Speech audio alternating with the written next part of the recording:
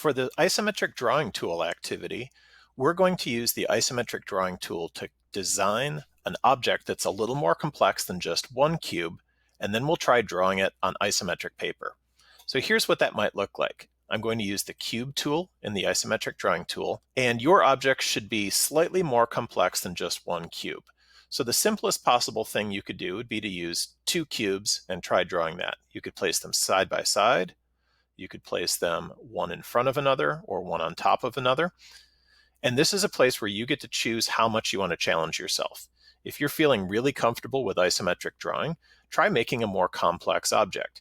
If you're still unsure about isometric drawing and still figuring out how to do it, start with a simple object of just 2 to 3 cubes.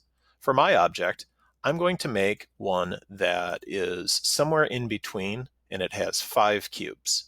Now that I've made my image in the isometric drawing tool, it's time to actually draw it. I've got isometric drawing paper set out in front of me here. One thing to remember about using isometric drawing paper is that the vertical guidelines, the one that goes straight up and down, should always be pointing straight up and down.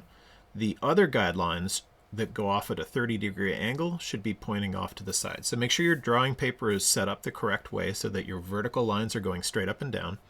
Now, similar to what I did the first time I did isometric drawing, I'm going to pick part of the object to make my first corner. So in this case, I'm going to pick that bottom corner there, and I'll make a dot on my isometric drawing paper to represent that front right corner. So there's my dot that represents the front right corner.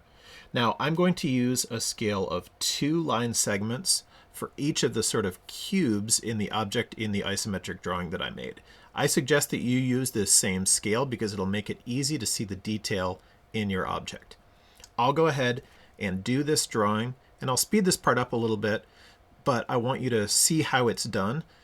And as you go to draw your complex object, you might want to have it up on the screen while you're trying to actually draw to have as a reference.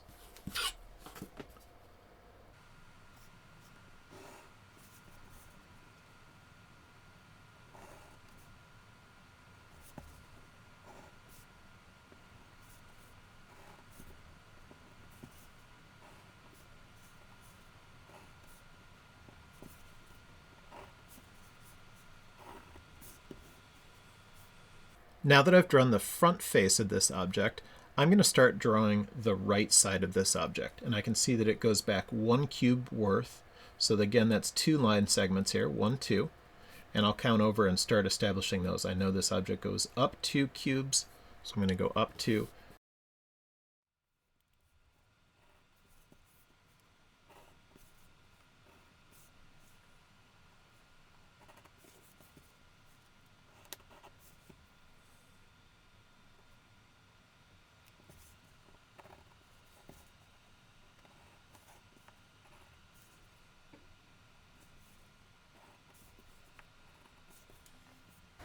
So there's my object drawn in isometric on isometric paper.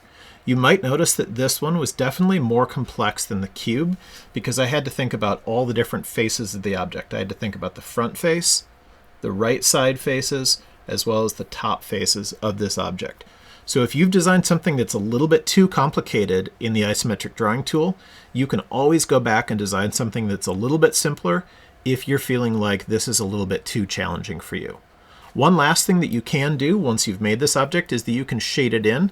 If you look at the object that's done in the isometric drawing tool, the face of this object, the front face of this object, is the darkest shading. The right side of the object over here has the second darkest shading, and then the top of that object has the lightest shading. So I could go ahead and use my pencil to bring in some dark shading on the front face.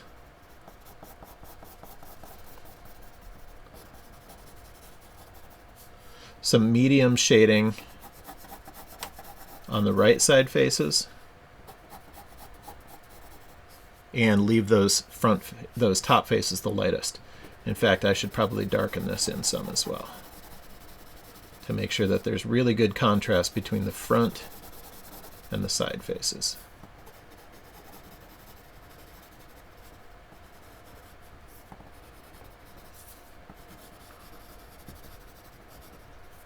So hopefully now you can see how we can use an object that we've designed in the isometric drawing tool and our isometric drawing paper and our skills that we learned from the first activity to make an isometric drawing of a more complex object.